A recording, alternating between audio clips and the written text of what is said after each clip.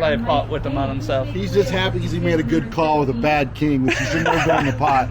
But he had the balls to call, so congratulations. And we got some of the epic Eric Persson table talk. So check out the vlog, you don't want to miss this one.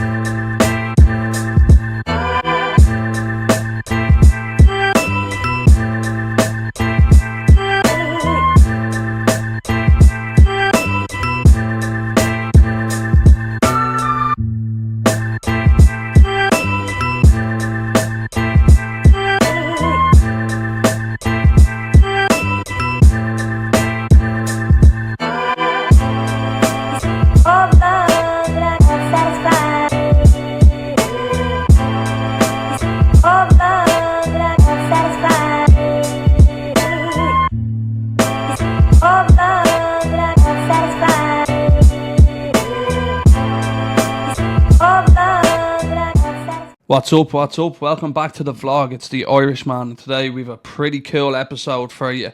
We travel down to Aces Poker in Washington, owned by the one and only Mr. Eric Persson. It just launched, and for opening day they had a bunch of promos, free merch. They gave us drink tokens, food tokens, and the chance to play with the legend himself. He was moving around between all the tables during the day, so we knew eventually he was going to sit with us, battle with us. And if you know this man, you've seen him on the biggest live streams playing for millions of dollars. He's not afraid to put you to the test, so when he sits down at the 1-3 table, it gets pretty wild, so stay tuned to watch that.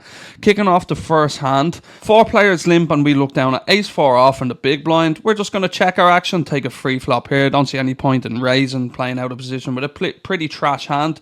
We check and the flop comes down 10-4-2 rainbow. So we flop middle pair here. We check and everybody checks.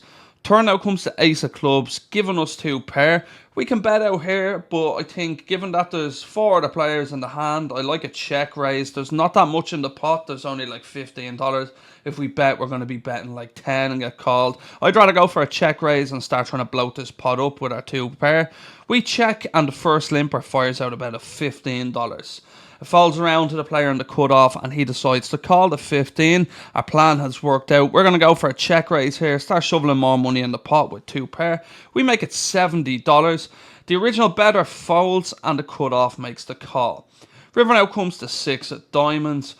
Doesn't change anything here. We're going to put them all in. We bet 125, effectively the rest of a stack. He goes into the tank for a couple of seconds before making the call. We turn over our 2 pair. It's the winner and our session is off to a good start.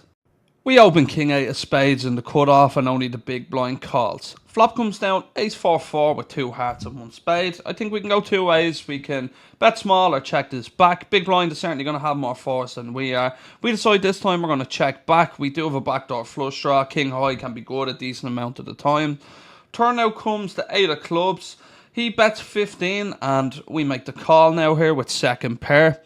River comes to 5 of hearts, bringing in the front door flush draw and he checks. I think if he did have a flush, I wouldn't expect him to check this often. I think he'd expect me to bet a lot of my ace-X on the flops with the flush draw out there. I don't think he'd check back a flush, risking me checking behind. He can definitely have an ace some of the time, and I think he can definitely have some worse 8s than we have. Maybe he has a pocket pair like 6s or 7s. So when he checks it on over to us, you know us, we like to go for some tin value here. We fire out a bet of $20. He makes the call. We turn over our hand, and it's the winner. So small pot there, but always nice to get some tin value on the river. We look down at king 10 off and the low jack and raise to 15. The cutoff makes the call and the button makes the call. So heading 3 ways to a flop here, out of a position to 2 players, and it comes down a pretty good one. Comes king 5-10 with 2 diamonds. So we flop top 2. There's definitely a bunch of straight draws and flush draws out here. I think we can go 2 ways. We can bet or we can check. I think given the fact that our 2 pair blocks the top 2 cards, we do block some of the strongest pairs they can have. So I think going for a check and then going for a check raise makes a lot of sense here. We check, and unfortunately it checks through. Turn now comes another king, giving us a full house. I think now we're going to bet. We don't want this to check through again. I think obviously going for a check raise here can be decent, but I think a lot of the players, if they do have a king on this flop, they're going to bet. Maybe an ace-10 type hand is also going to bet, so I think we want to start getting value for our full house right now. We fire out a bet of $25. Cutoff makes the call and the button makes the fold. River now comes an offsuit deuce, a complete brick. Now we're really hoping that he does have a king. He checked back. I think we're going to go with a big over bet here. I don't think a 10 is going to call too big of a bet anyway, so I think we're just going to go for the max. If he does have a king, maybe he sometimes does not believe us, and we'll just hero with a hand like ace-10, queen-10. So we fire out a bet of $180. He pretty quickly makes the call. We turn over the full house and it's good.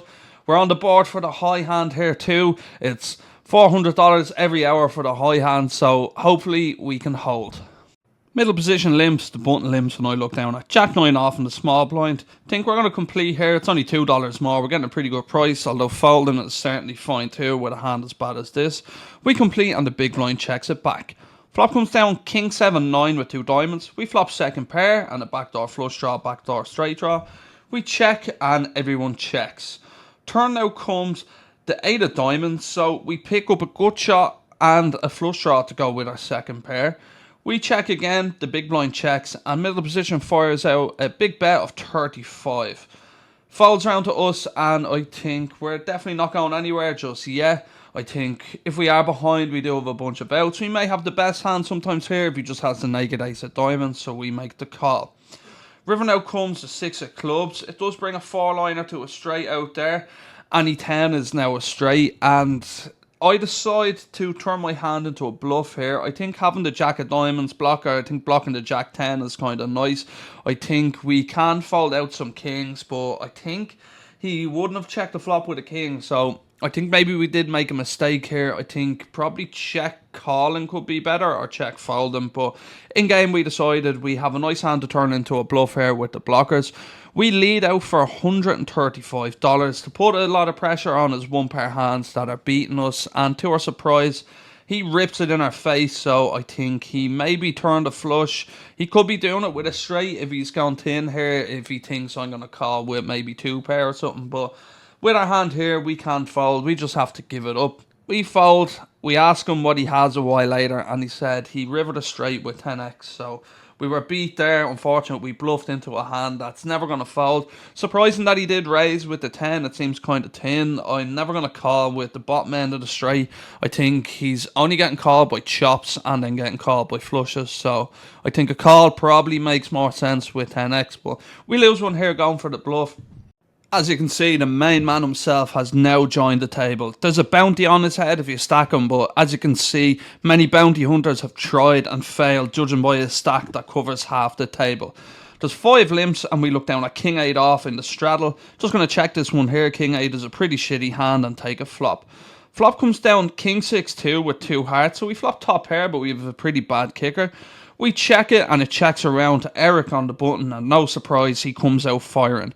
He fires out a bet of $30 and only I make the call. So we're heads up here. We're shitting ourselves. We know he's going to put us to the test. Heads up with Mr. Eric Perssons, and I am shitting myself. Turn now comes the 4 clubs. We check it on over to him again, and he fires out a bet of $125.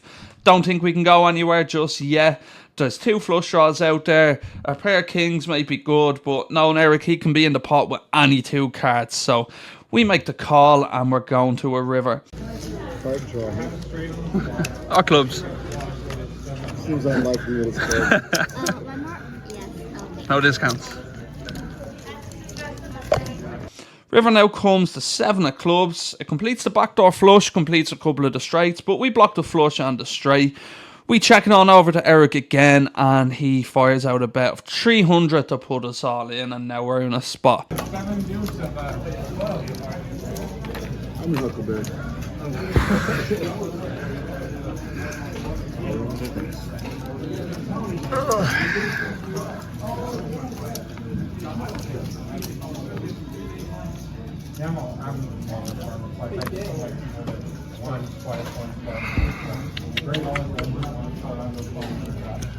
If you make the sick value call, you can blog it.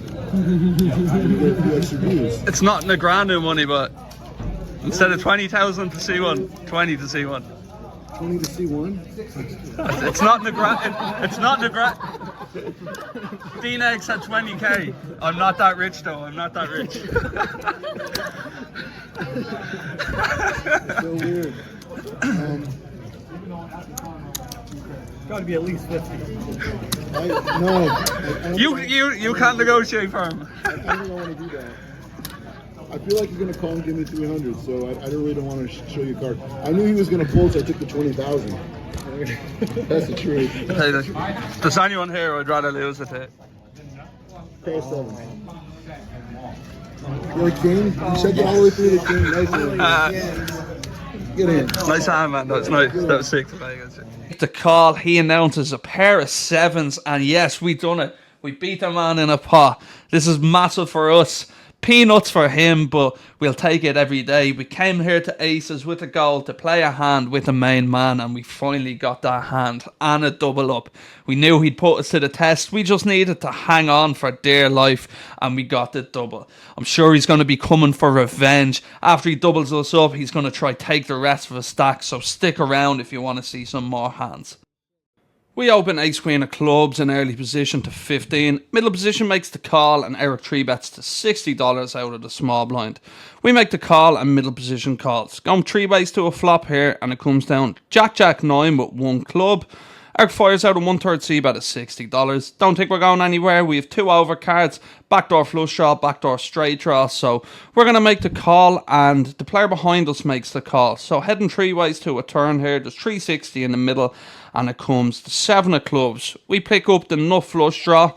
Eric now checks and we have a decision here. Do we want to bluff or do we want to check? I think given that Eric can definitely still have a jack and be going for a check raise. Player behind can sometimes have a jack. I think checking and seeing a river is probably good. We do have outs with enough flush draw. And if we bet and do get raised, we're just blowing off our equity. We should have a decent amount of equity, even if we're up against a jack. If we're up against a hand like pocket 10s, we're going to have a bunch of outs. We have the flush draw, we have the 2 overcards. So I think checking and just taking our equity makes a lot of sense. We check and middle position decides to check. So interesting, I think if he had a jack, he's definitely likely to bet his turn. He wants to keep shoveling money in the pot. With the flush draw out there and the straight draws, I don't think he would check back. River now comes another 9, so the board is now double paired. Eric checks again and I decide I think we're going to bluff here. I think just with ace high, it's probably not going to be good. We can fold out some hands that are also ace highs, hands we chop with. I think the middle position player would have bet a jack on the turn. Sometimes he can have a 9, which kind of maybe makes this a bad bluff. But I think on the river here, I think we can definitely try win this pot after Eric checks. We fire out a bet of 180. To our surprise, middle position goes all in. I think he set the trap perfectly. He's after catching us with our hand in the cookie jar. Eric folds and we have no choice just to surrender. He shows us pocket 9s to claim the high hand. So we were bluffing into quads. Probably not the best idea. There's a poker tip for you. Don't bluff into quads. We have an action replay here of what happens when you bluff into quads.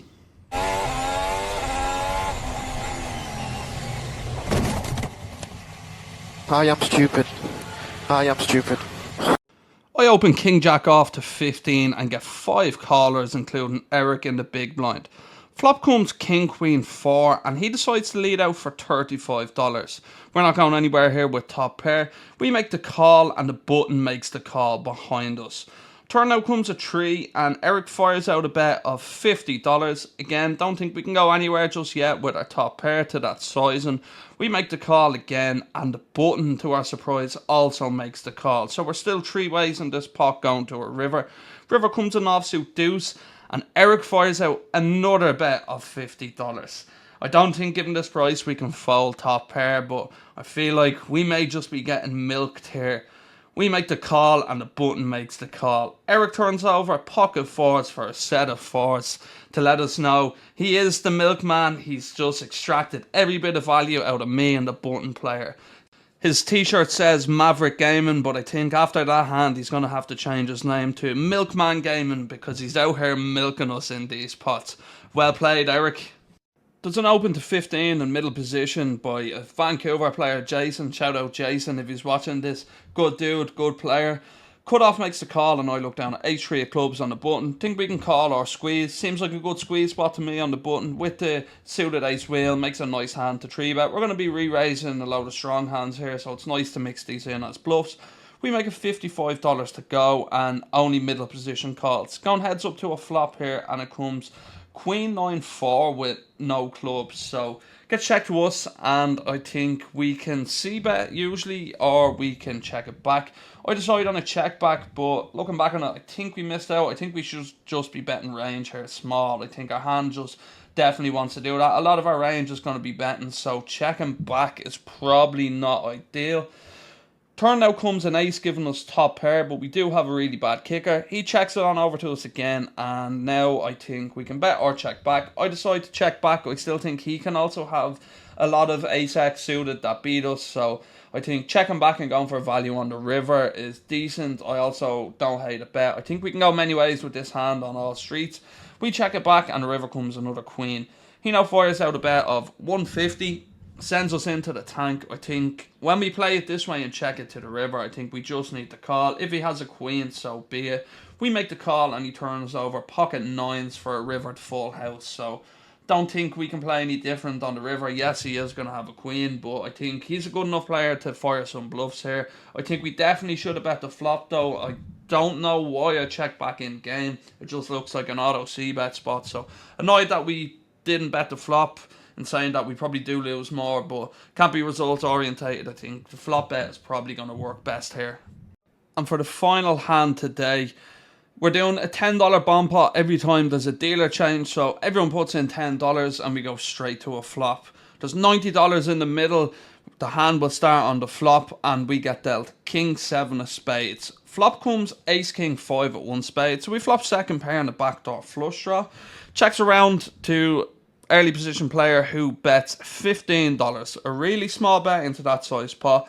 Don't think we're going to go anywhere with second pair and a backdoor flush draw to that size, and we call the $15 and a player in the cutoff makes the call. Turn out comes a 7 to give us 2 pair. Happy days. The bettor who bet 15 now checks, and we're going to start going for value here with 2 pair. We can get called by a bunch of ace-x, so we fire out a bet of $75. Player in late position makes the call and the razor gets out of the way. So heading heads up to the river here and it comes an absolute gin card. It comes a 7 to give us a full house. Now we're loving life here. We've just boated up in a bomb pot on the river. We're going to go for max value here. We fire out a bet of $300. Our opponent thinks for a couple of seconds before announcing all in. The rule in Washington is the bet can only be raised by $300, so it's a 300 raise over our 300 raise. We'd overbet the pot and now alarm bells are going off. We're not loving this. It looks like a snap call, but it sends us into the tank for over 5 minutes. I don't think this is ever a bluff. No one would ever bet this spot here, so I think he also has a full house. If we look at what's out there that's beating us, pocket aces, there's one combo of kings, ace 7, pocket 5s which we beat, and then I don't think he ever has 5-7, so it looks like there's a lot of hands out there that beat us. This has just turned into an absolutely sick spot. Don't think I've ever folded a full house in my life, but I'm contemplating it right here. We don't know what to do. We're getting such a good price and such a sick spot because no one is ever bluffing here. I think he also has a full house. I end up going into the tank for a long time and contemplate folding. In the end, I decide I think he can still have pocket 5s, which if he does, then folding would just be insane. If we ever beat some of his value bets, I think we probably can't fold. But when he raises, it just looks so nutted. We eventually come to the conclusion we're not good enough to fold a full house. Aces.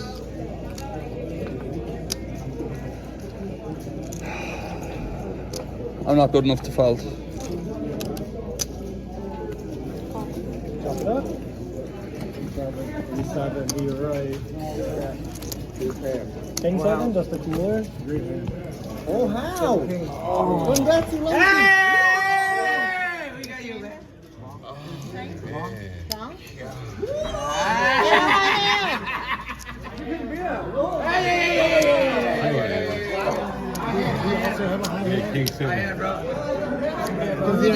I think so. What's your name? Jamie. Jamie. So, wrapping up the day out here at Aces Poker. Amazing day. One of the most fun days I've ever had playing cards. The room was unreal. Everyone got bags of merch. We had drinks. Eric Persson joined us at the table for a couple of hours. It was really cool to shoot the shit with him. He's an absolute legend. He was battling hard. We got him in one hand. As far as the session goes, we were fairly cruising all day. We were up over $1,000, but the last orbit there, it's always the way when you're like, I'm gonna Uber home shortly, back to the hotel. A bomb pot where we flopped a pair in the backdoor flush draw, call multi-way, turn 2 pair, filled up on the river to make a full house. Hospitality here was amazing. All the staff, all the dealers, everything was 100%. I'd highly recommend, if you're down this way, check out Aces Poker. So, unfortunate results aren't going our way lately, but that's variance. I felt like we played quite well today in most spots. We had a massive cooler obviously at the end. If we're on the right side of that, we're probably leaving up 2k, but that's how the game goes sometimes. So I will wrap it up there. I will see you soon. Thanks for tuning in. As always, hit the like button, hit the subscribe button. If you're new here, please give us a follow. Plenty of more poker content, and I'm out. Peace.